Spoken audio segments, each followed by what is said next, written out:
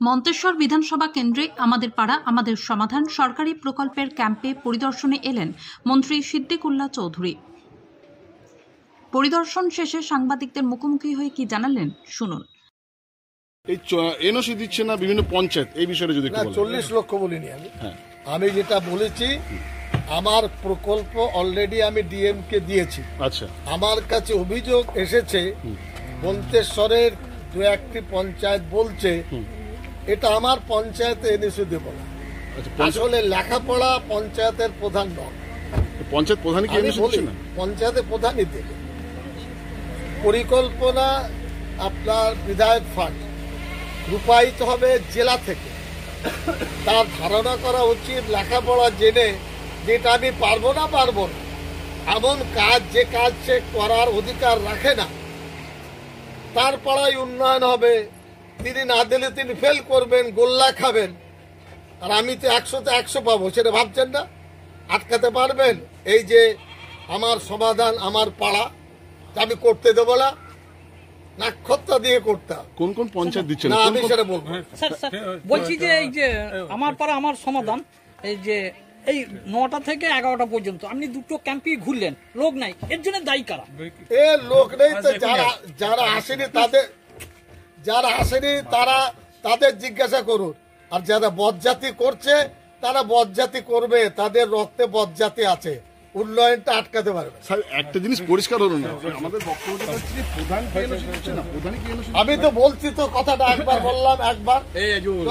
মন্ত্রী সিদ্দিকুল্লাহ চৌধুরী পরিদর্শনের পরে মন্তেশ্বর পঞ্চায়েত সমিতির সভাপতি আহমেদ হোসেন শেখ ক্যাম্প পরিদর্শনে আসেন। পরিদর্শন শেষে মন্তেশ্বর পঞ্চায়েত সমিতির সভাপতি আহমেদ হোসেন শেখ সাংবাদিকদের মুখোমুখি হয়ে কি জানালেন শুনুন। মন্তেশ্বর থেকে ফাইজুল শেখের রিপোর্ট, MBS নিউজ। মন্তেশ্বরের বিভিন্ন পঞ্চায়েত আটকে দিচ্ছে, তার মধ্যে তিনি মৌখিকভাবে বেনুর পঞ্চায়েত এবং কুসুমগ্রাম পঞ্চায়েতের নাম উল্লেখ করছে, কি বলবেন?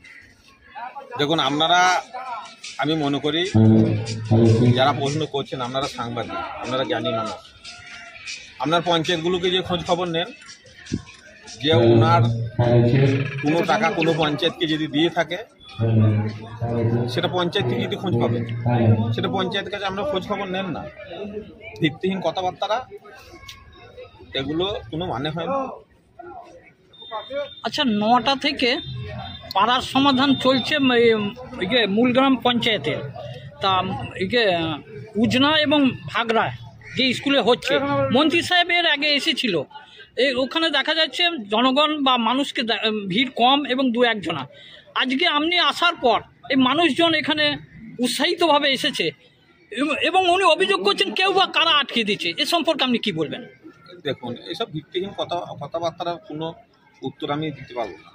কারণ ঘটনা হচ্ছে, দেখুন, এলাকায় হয়তো এখন গ্রাম এলাকা চাষবাস হচ্ছে, হয়তো মানুষজন মাঠে ঘাটে আছে, হয়তো একটু দেরিতে ক্যাম্পে এসছে, কিন্তু যেসব কথাবার্তাগুলো বলছেন এগুলো কোনো যুক্তি নেই। এবার হয়তো আমরা যখন ঢুকেছি তখন হয়তো মানুষজন এখানে উপস্থিত হয়েছেন, ক্যাম্প রেজিস্ট্রেশন তার আগে থেকেও আমাদের চলছে, রেজিস্ট্রেশন সব শুরু হয়েছে। এসব কথাবার্তাগুলো বলে তো কোনো লাভ নেই। কারণ ব্যাপার হচ্ছে, এলাকার মানুষ, সাধারণ মানুষ, আপামর জনতা যারা আছে, এটা আমাদের রাজ্যের মাননীয় মুখ্যমন্ত্রী মমতা বন্দ্যোপাধ্যায়ের স্বপ্নের প্রকল্প।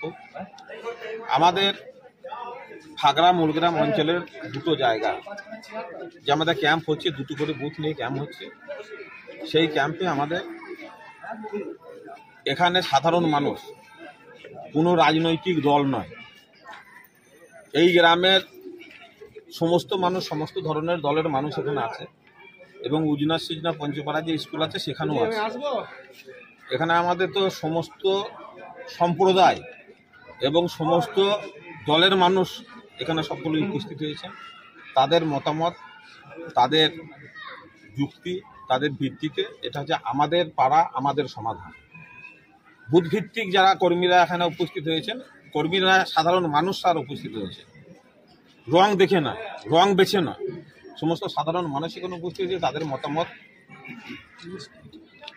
পোষণ করবেন, কার কি চাহিদা, কোন পাড়ায় কি প্রয়োজন, কোনখানে কি কাজ করতে হবে, তারা যেভাবে বলবে সেখানে প্রায়োরিটি হিসাবে এখানে সেটিকে আমাদের বিধায়কের উপস্থিতিতে একটা মানুষকে আমরা চোখ দেখতে পাই, অথচ আহমদ হোসেন শেখ পঞ্চায়েত সমিতির সভাপতি তিনি এলেন, প্রচুর মানুষের ভিড় দেখা যাচ্ছে দুটো ক্যাম্পে। তাহলে এটা কি মানে তার কর্মীরা কি কাজ করছে না? আপনার কর্মীরা কি বেশি কাজ করছে নাকি আপনার ক্যারিজমা? না না না না, সেটা আমার ক্যারিসীমা কিছু নাই। সব দলের মানে আমাদের যারা কর্মীরা আছে সে তারা বলতে পারবে। আর বিশেষতভাবে এসব ধরুন আমি কি বলবো, আমি যখন এসেছি তখন দেখি মানুষ আছে, কখন এসছে তখন মানুষ ছিল না সেটা আমি দেখিও নি। এটা এই প্রশ্নের আমি উত্তর আমি দিতে পারবো। আচ্ছা, এই পাড়ার সমাধানে কি কি মেন উঠে আসছে, মানুষের চাহিদা কি কি? মানুষের চাহিদা দেখুন, এখানটায় আমাদের জেলা পরিষদ, পঞ্চায়েত সমিতি, গ্রাম পঞ্চায়েত এবং আমাদের বিভিন্ন প্রকল্প দিয়ে থেকে আমাদের পথশ্রী থেকে শুরু করে বড় বড় রাস্তায় ইতিমধ্যেই বহুত কিছু হয়ে গেছে। এবার যারা পাড়ায় কাউরির চাহিদা আছে একটা ছোট্ট ট্রেন, কাউরি আছে একটা ছোট রাস্তা, কোনো জায়গায় হয়তো জলের একটু অসুবিধা থাকলে সেখানে ছোট একটা জলের প্রকল্প বিভিন্নভাবে, সেটা যারা পাড়ার মানুষ, এটা আমি বারবার বলছি, দল বল নির্বিশেষে সমস্ত মানুষ এখানে উপস্থিত হয়েছেন। তারা যে সিদ্ধান্তটা নেবে সেই সিদ্ধান্তটাই তাদের উপরেই তো মতামত, তাদের সিদ্ধান্তটাই এটা হচ্ছে গ্রহণযোগ্য হবে। এছাড়াও বিদ্যুৎ দপ্তর এসেছে, ভূমি দপ্তর এসেছে, এটা দুয়ারে সরকারের মতো আর ক্যাম্পটা। হ্যাঁ হ্যাঁ অবশ্যই স্যার, আপনাদের এরপরে আমাদের 2 থেকে আমাদের শুরু হচ্ছে দুয়ারের ক্যাম্প। দুয়ারে সরকার আমাদের যে ক্যাম্পটা হচ্ছে ওটাও শুরু হচ্ছে। মানুষের পরিষেবা, যে আমাদের বাড়ি বাড়ি ভূঁসি দেওয়া, যে আমার মাননীয় মুখ্যমন্ত্রীর স্বপ্নের যে সেই সব মানুষ ওখানে দেখছেন ভিড় হচ্ছে, আসছে। কারোর কোনো অসুবিধা, কারোর কোনো যদি কেউ কিছু না পেয়ে থাকে, সেগুলো হচ্ছে আমার বৃদ্ধ ভাতা থেকে শুরু করে লক্ষ্মীর ভাণ্ডার থেকে শুরু করে ধরুন সমাজ বাদও তো অনেক বাড়ছে, সেইগুলো এখানে সকলে জমা দিচ্ছেন। মানুষ উৎসাহ উদ্দীপনার মধ্যে দিয়ে আমাদের ক্যাম্প শুরু হচ্ছে।